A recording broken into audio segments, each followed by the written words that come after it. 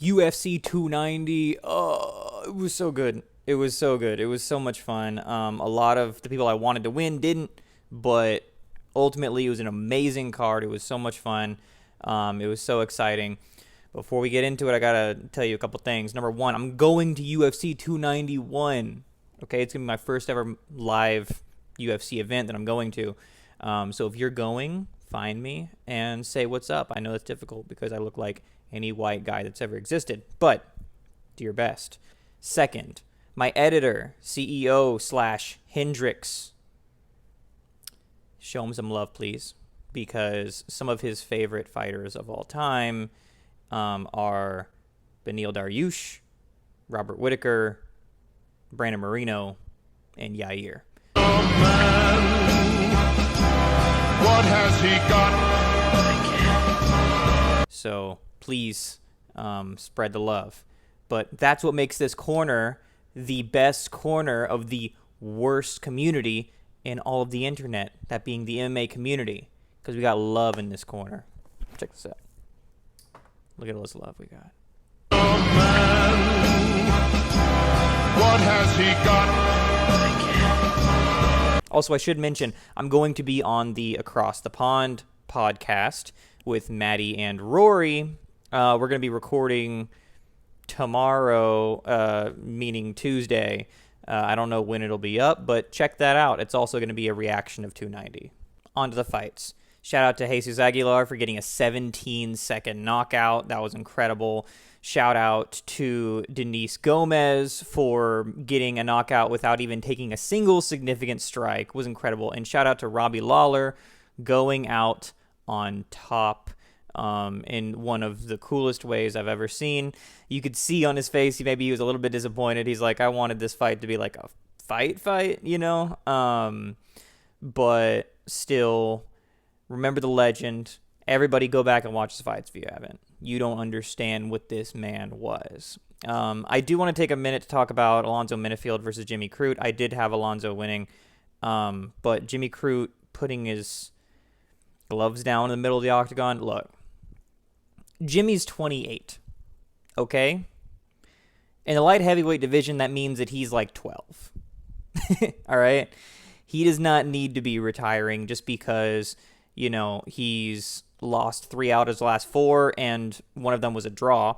I mean, he lost to literally Jamal Hill, Anthony Smith, and Alonzo Minifield, okay? That is not a bad track record. He has a win over Paul Craig. He lives in Australia. He trains with like all of the Australians. He can train with CKB and all that kind of stuff. Like, there's so many fighters that would kill to be in his position.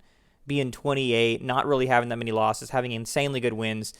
You got years ahead of you, man. Like, I think that might be an emotional thing. I don't know him at all, so take that with a grain of salt. But I don't think there's any reason to retire. But on to the main card. Bo Nickel versus Val Woodburn. Look, I feel like a broken record because I said this last time. We didn't learn that much about Bo Nickel, okay? His hands looked good. His footwork looked good. But, I mean, he was kind of... He was never expected to lose. He was the biggest favorite in UFC history. What that tells me is that fight shouldn't have even been made in the first place, but I'm glad it did because I have a homie that trains with Val, and he got a 4-fight contract with the UFC, so congratulations to Val Woodburn. And as for Bo Nickel, let's not get crazy with it, okay? Let's not say that Bo is finna be the next champion, you know, like let's see how he performs against the top 10, the top 15. Dan Hooker versus Jalen Turner. I feel so validated, man.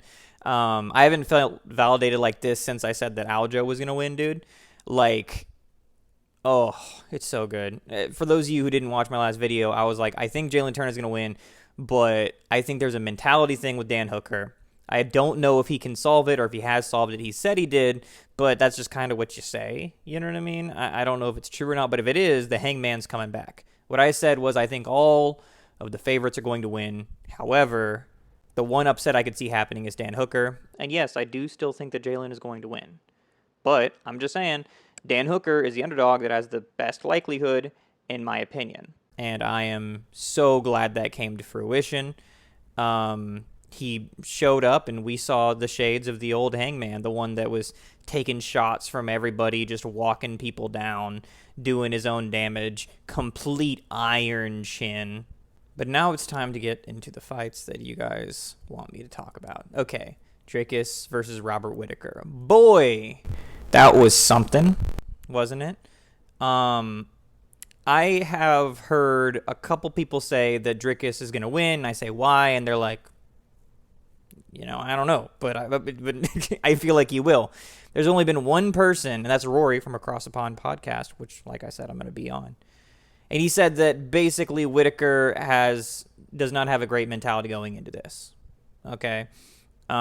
He goes in there, loses to Izzy.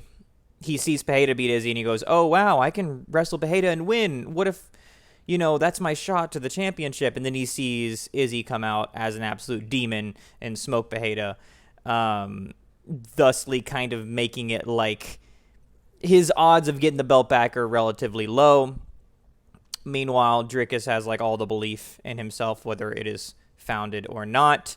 But I do have to say, Dricus looked a little bit better than what I've been seeing. But Robert Whittaker looked a lot worse. I'm just going to say that. The Dricus wrestling was really good. The takedowns were pretty good. But the finishing sequence, realistically, was just Dricus kind of just threw out a jab, and it landed and hurt him.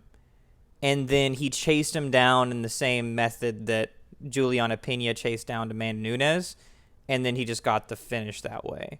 There was no masterful gambit by Dricus du Plessis. It was more of, when people said that Whittaker is chinny, they might actually kind of be onto something. I mean, at the end of the day, Dricus is huge. He walks around like 215. He's like Pereira-sized. And so if you take shots from him and you don't have an absolute iron chin, it's not going to be great for you. But guess who does? That's right, Israel Adesanya. And look, I'm just going to touch on the post-fight shenanigans, okay? A lot of people are saying that Izzy was cringe. I think that it was funny. I think that Izzy getting in his face and being like, okay, what's up, N-word? What's up, N-word? And then looking across and seeing Dricus just... the only person that looks more like any white guy than me, that was hysterical. That was hysterical. I mean, I don't know what to tell you. That was a hilarious situation. And I do think that Izzy was being ironic with it, obviously. So, I think that was hysterical. I think that it's going to be interesting to see the betting odds, because there's going to be a lot of people that just really hate Izzy, and they're going to be like, well, Dricus finished Rob in this amount of time, and Izzy finished Rob in this amount of time, and the second time it was a decision, so therefore Dricus is going to... and it might, inflate the odds a little bit. I look forward to that. It's only in 2 months, guys. They're going to fight in Australia pretty soon. And I don't know. I'm excited for that. Like, if you think that he's about to drop Izzy with a jab and then just run at him guns a-blazing and finish Izzy, then I have a business proposal to you involving selling you the London Bridge for 5 easy payments of $100,000. But, Guy, you're just saying that because you don't like Dricus du Plessis, okay? You're just discrediting what he did because you don't like him. Yeah. Okay, so moving on, Pantoja versus Marino. I had Marino. That fight was so incredibly close. Little known fact, everybody's saying that one of the judges got it completely wrong, Ben Cartilage or whatever. This time it actually wasn't Paul Giamatti. It was Ben Cartilage who gave Marino 49-46. What most of you probably don't know is that Marino outstruck Pantoja in rounds 2, 3, 4, and 5. Not to an absurd degree or something. I have the statistics in front of me. The first round was clearly Pantoja, 28-22, and he had a knockdown. Round 2, Marino has 41 strikes to Pantoja's 33. Round 3, Brandon Marino has 26 to Pantoja's 23. Round 4, Marino had 31 to Pantoja's 20. And in round 5, Brandon Marino had 27 to Pantoja's 25. So I understand that there was a lot of control time by Pantoja. In round 3, he had 2 minutes. Round 4, he had 3 minutes. And round 5, he had 2 minutes again.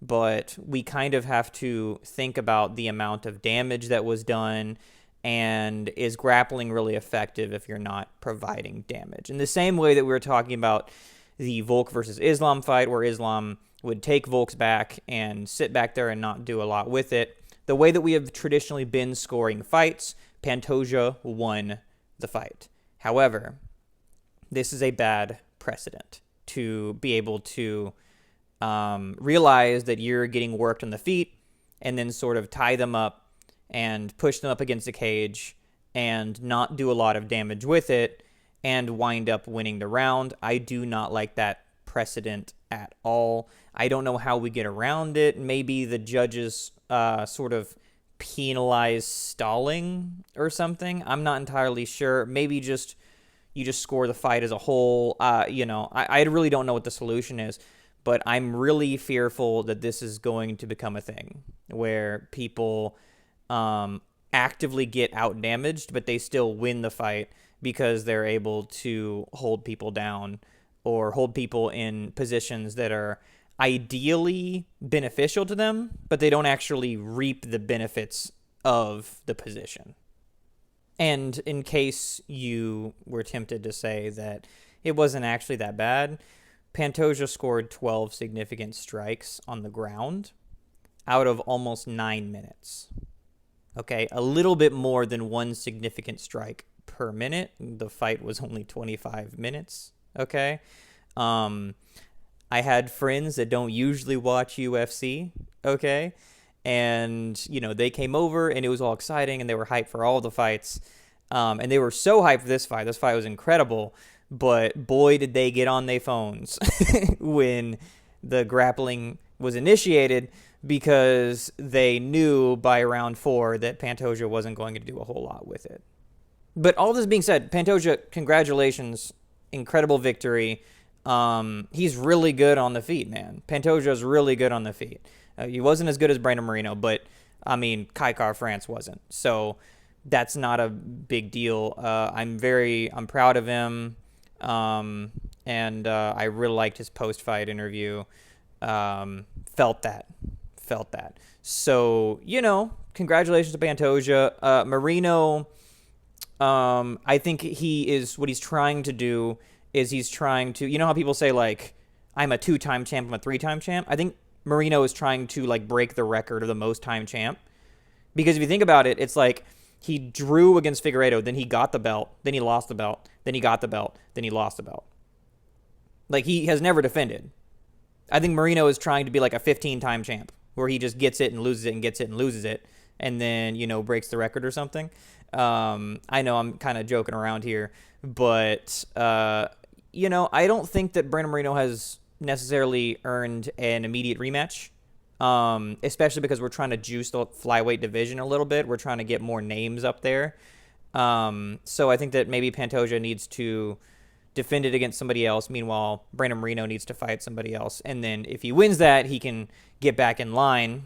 But for the time being, you usually give people an immediate rematch when they have defended the belt multiple times, and Moreno kind of hasn't. And now to the main event of the evening. We have Volkanovski versus Yair. Look, that was domination, brother. I love Yair, but that was domination, okay? Volk showed that he can take him down whenever he wants, and he showed that he can do damage once he gets him to the ground. A lot of damage. That was crazy ground and pound. He did it expertly. And then he won by hurting Yair. Okay? I was singing praises about Yair's chin, and I still do. But he showed not only can I take you down and I can win like that, and I can win a unanimous decision, I can win all 5 rounds if we did that, but I can also hurt you on the feet. Like, Yair has never been knocked down in the UFC before. His chin is absurd. And Volk just showed, hey, by the way, I got this too. I like Yair a lot. He has great striking, he has great jiu-jitsu, he has a great chin, he has great cardio. But Volk is the great. Okay? That's what makes him so scary. Is that he is dangerous absolutely everywhere. He has absolutely every attribute, but most importantly, he has the game plan. He has the fight IQ. He does his homework. He crosses every T and he dots every I. And that's why I think he's going to be double champ next time he tries, no matter who he fights. But that's neither here nor there because we're talking about 290. So, what are some fights to make after 290? Who should Bo Nickel fight? I have an idea. And look, if you've been finishing everybody in the first round, you got to fight up. If you lost your last fight, maybe you should fight down. And that's why I'm proposing Roman Dolidze. Think about it. This is a very good test while still not being the most insane test for Bo's wrestling. Okay? If we send Bo in there with somebody that has trophies on his shelf, it might not go all that well. Okay? We need to have him go in there as somebody who's 6-0 now, and put him against somebody that's good and that's going to test him, but not necessarily somebody that hard counters him in every area, and I think Roman is perfect for that. Roman's jiu-jitsu is extremely good, and his knockout power is also extremely good. Bo might have his chin tested, but he's definitely going to have his grappling tested. What about Dan Hooker and Jalen Turner? Look, Jalen Turner, once again, I say he lost. He needs to fight down. How about Matt Frevola? How about we see these two crazy hard punchers go in there and slug it out and see what happens? As for Dan Hooker, yes, he's earned his ability to fight up. And I don't necessarily think that he should go and fight like Fiziev or something like that. How about RDA? RDA is ranked like 8th, okay? So he goes in there, fights RDA. That's a good grappling test, and it's also a pretty good striking test. As for Dricus and Rob, this is my cat's tail, by the way, if you're wondering what this little shark thing is. As for Dricus and Rob, Dricus obviously deserved a title shot. Rob, I think that he should get the winner of Costa and Ikram. And the reason is that basically, Ikram's on his way up. If he wins, cool, he keeps going up. But Costa has, in the past, been scheduled to fight Robert Whittaker and chosen not to. And who could blame him? However, now he might have a little bit more confidence that he can win, especially if he's coming off of a win versus an up-and-comer. Brandon and Pantoja is a little bit more tricky. Because a lot of them have already fought each other, and we don't want to see repeats on repeats on repeats. But I think that Amir Albazi, although I think that was a robbery and Kai France won, I think he still deserves the title shot. I think he should be the next to fight Pantoja. Meanwhile, Brandon Moreno needs to fight somebody. I guess he has to fight Roy Val again, or Kai France again, or something. I don't really know. People might say Muhammad Mokaev, but I don't know that he's done enough to get into a title eliminator fight necessarily. I'm not sure that it matters. Give Brandon Moreno anyone, and if he wins, just put him back in there. Volk and Yair. Now, obviously, Volk can kind of get whatever fight he wants. If he wants to fight for the lightweight belt, he gets to, as long as it's after Charles Oliveira.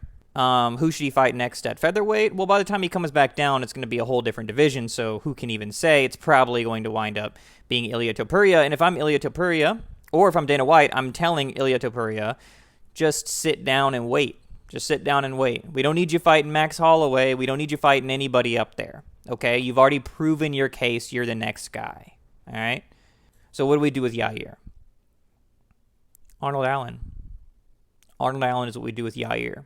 Okay, we don't want to see Yair rematch Max Holloway Okay, we could do Brian Ortega, but like, you know, who knows? We don't necessarily want to see him fight Ilya because I just said Ilya doesn't need to prove anything more. We don't need to see him rematch Josh Emmett or anybody lower than that. Arnold Allen is one of the ones that makes sense to me. These are two of the most talented people in the featherweight division, basically reclaiming the W in their win column. So one of them wins and gets set back on track. The one that loses isn't even necessarily out of the woods. They just got to fight somebody and get their way back. So I think that's a very exciting fight. It's a very high-level fight. And whoever wins is real close to getting back on track to getting a shot at the title once again. All right, guys. So I think that I'm going to try to make a vlog about 291. If it comes out good, I'll post it. It's going to be fun. I'm also going to make my, predictions, all that kind of stuff for 291. That's going to be a lot of fun. Check out the podcast I told you about, Across the Pond Network. It's going to be great. Check out my TikTok, although you're probably here from TikTok anyways. And follow me on Threads. I still don't know what it is. But follow me in case I figure it out. All right. Peace.